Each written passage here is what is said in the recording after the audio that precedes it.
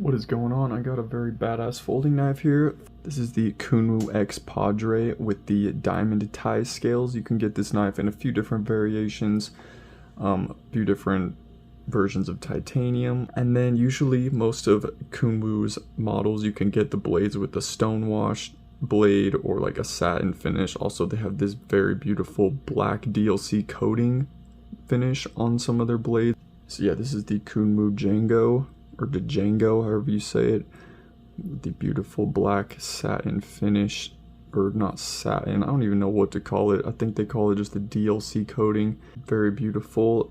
I do actually already have a video on this exact knife, the Kunwu Django. Go check it out on my channel if you have not seen it yet. I am actually absolutely very impressed with Kunwu knives. I've handled a few of their different models now, and I think they're a fairly new company. Within the past couple years they have came out. I'm pretty sure, I could be wrong. They are a company based out of China, but that does not mean anything. That doesn't mean anything regarding the quality of these knives. Kunwu, they have the best axis lock knives in the game right now. Just something about their knives and the quality of their knives for the price is just super impressive to me. The action is super smooth on all of the Kunwu models I've handled, and on this one in particular, on this X-Padre.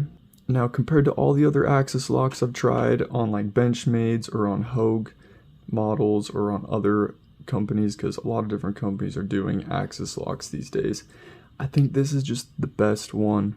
Kunwu has got the best axis lock in my opinion. The switches are titanium. They got that little bit of jimping, and the way that they're angled makes it really easy for you to just pinch them. Most axis locks on the market, they're just like little balls. Something I gotta say about Microtech switches, on their axis locks, they're really shallow, and also the placement on the knife makes it so you gotta awkwardly get to it like this, and it just isn't ideal. On every Kunwu model I've held, the axis lock is easy to get to. You can nuzzle the handle up into your palm and then easily access the lock like that. Whereas on things like this Microtech Amphibian here, the handle is much longer and you can't really nuzzle the handle into your palm like that and reach the lock. Also, the lock on here is much more shallow, and it's almost in line with the scales, which is not super ideal. So in order for you to actuate this lock, you kind of have to do this awkward thing with the clip and then do that. And the Microtech MSI is kind of also the same way, but I'm sure you get used to it the more you mess with those. The blade on here is a very attractive bellied L-Max drop point blade. I'm not even 100% sure what to call this blade shape. It's basically a drop point bellied Warncliffe or something. It's going to be great for EDC tasks, similar to a Warncliffe, because it's got this downward point, but it's also got this very aggressive belly, which has some nice thinness behind the edge. It's not hollow ground or anything, it's just a flat grind, which is totally fine. It's going to be extremely slicey though.